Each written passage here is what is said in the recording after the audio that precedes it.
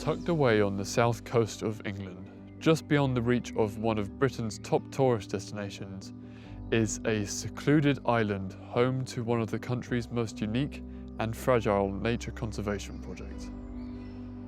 Isolated from the mainland, this island is a sanctuary for one of Britain's rarest animals, and an animal that we could see return to the British Isles at large in the near future. So in today's video, I'm heading to that island to see if we can track down this elusive creature and hopefully find out more about the work being done to protect them.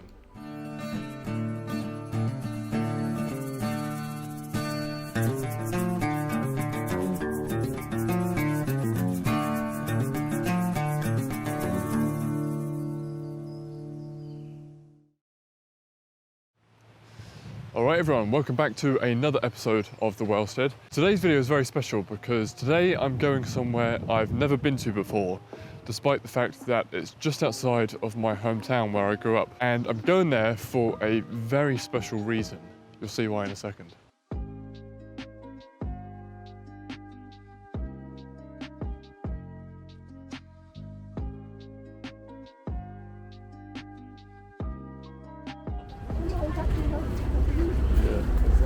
Thanks guys.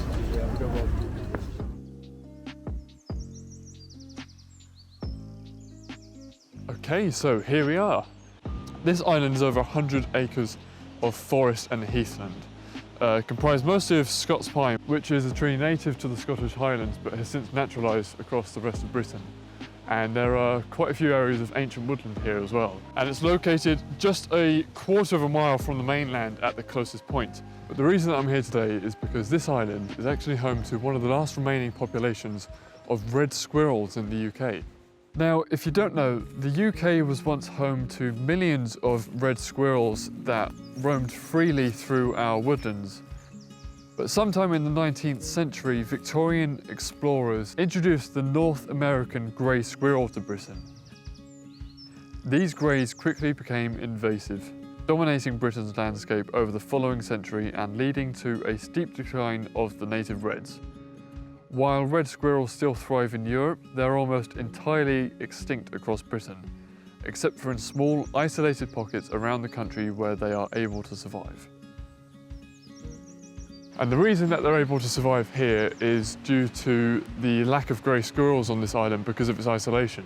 So I'm just walking through the forest now, keeping a sharp eye out for any red squirrels, but it's quite difficult because spring has sprung, but there's also quite a lot of dead bracken on the ground still, so the squirrels are probably going to blend in quite a bit with the dead foliage. But I'm going to keep an eye out and hopefully we're able to spot one straight away.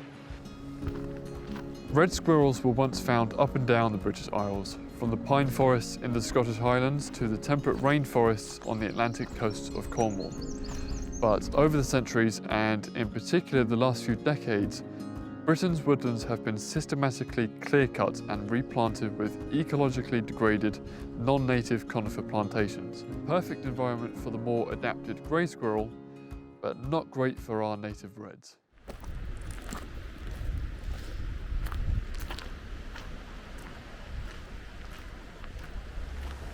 You see, it's really beautiful this time of year. Spring is in full bloom, except for the oaks. The oaks are still kind of dormant. But there's a really nice mix of trees here. We've got some birch, there's a lot of sugar maple and sycamore. It's a really nice mix of habitat here for the red squirrels. It's perfect. And in addition to the grey squirrels outcompeting the red squirrels, another major factor for the red squirrels' decline across Britain is the loss of habitat. Red squirrels thrive in ancient deciduous woodlands where they are able to move quickly between the dense crowns of trees and scurry along the forest floor in autumn when their red coat blends in with the autumn foliage. But as these woodlands have been cut down, there are fewer and fewer places where the reds are able to hold on. That's why islands like this one are so essential, because they serve as havens for dwindling wildlife populations due to their isolation. And what you tend to find when you have a conservation project of this kind with a keystone species is that the ecosystem overall is just more biodiverse. Just one organism can have a top-down or a bottom-up effect that provides habitat for countless other species. There's also a massive lagoon here as well, which is a rare nesting place for a lot of migratory birds, and so you can sometimes spot spoonbills here, ospreys, and occasionally the famously reintroduced white-tailed eagle has been spotted in this lagoon. So I'm going to have a look at that today as well. Not sure if I'm going to see the white-tailed eagle, but I will keep an eye out. This lagoon acts as a crucial nesting site for migratory birds on their voyage between Britain and wherever they've flown from, whether that's Europe, Africa, or somewhere further afield. And you can see a real mix of rare birds here, so many that I can't identify, but I can see two spoonbills off in the distance over there. And the mix of different habitats here, from this lagoon to the ancient woodlands as well as the heathland, makes this island one of the most biodiverse places in the UK for its relatively small size.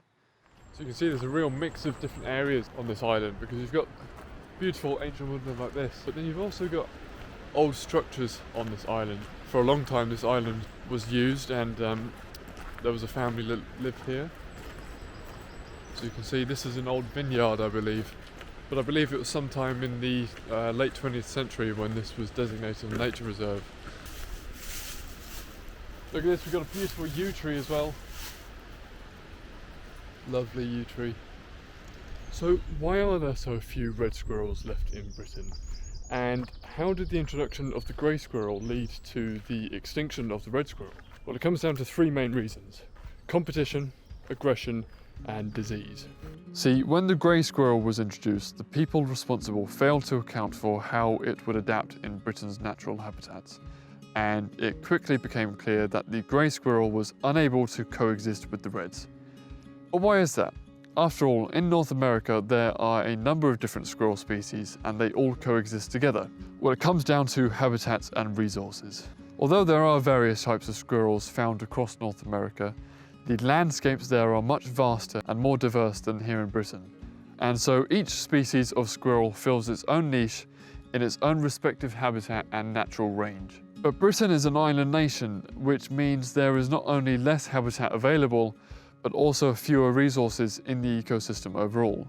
So the introduction of the grey squirrel increased competition for Britain's relatively limited resources, and since the greys are much bigger and stronger than the reds, they were able to naturally outcompete the reds for those resources. And although the red squirrels are smaller and therefore more agile, as the grey squirrel population grew, they began to kill the red squirrels and essentially hijacked their niche in their own habitat. There's also the disease factor, because grey squirrels carry a disease called squirrel pox, against which the reds have no natural immunity. But the primary factors behind the reds' decline were competition and aggression. For the most part, the woodland on this island is very healthy, but of course it's not without its flaws. So got a beautiful copper beech tree behind me there, and this hornbeam as well, trying to get in the picture here. A yew tree up there, a Chusan palm tree here, surrounded by a very, very dense grove of bamboo, which I can't imagine is desirable habitat for either birds or squirrels. And then these humongous Scots pine trees. So like I said, Scots pine is the most prevalent tree on this island, which isn't necessarily native to England and south of Britain, but it's something that's naturalised and it's not invasive at all. There's a monkey puzzle there, I've never heard of that before. Then there's beautiful oak here, look at that. Wow. Another cherry laurel here. They do seem relatively contained. I'm still on the hunt for squirrels. I've been walking around for a few hours now, and I'm yet to see a red squirrel.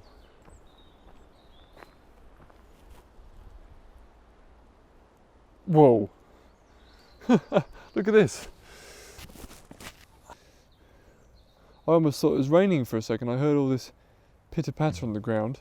It turns out it's just a load of wood ants.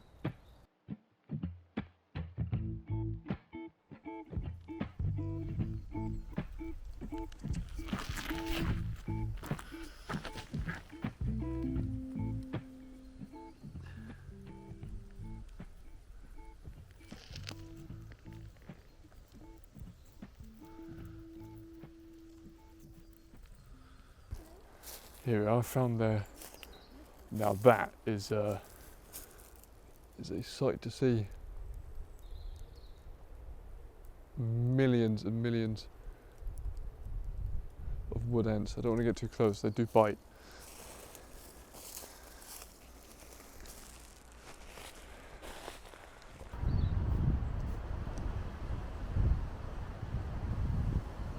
This is crazy, I can almost see my house from here, but like I said, I've never been to this island before.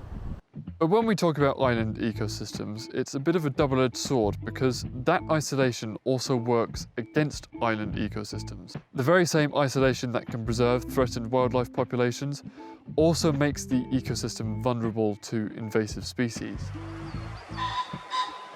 The fact that the grey squirrel was able to almost completely eradicate the reds from Britain in the matter of a century was down to the fact that Britain is an island. And like I said, the greys are bigger and stronger and therefore the dominant species when it came down to resource competition. Essentially, the decline of the red squirrel in Britain perfectly encapsulates Charles Darwin's principle of natural selection in action. But there is still hope. Okay, so after literally hours of walking around, I finally spotted the red squirrels, but I've got half an hour until the final ferry departs from the island, so I've got to get a move on and try to catch these squirrels and film.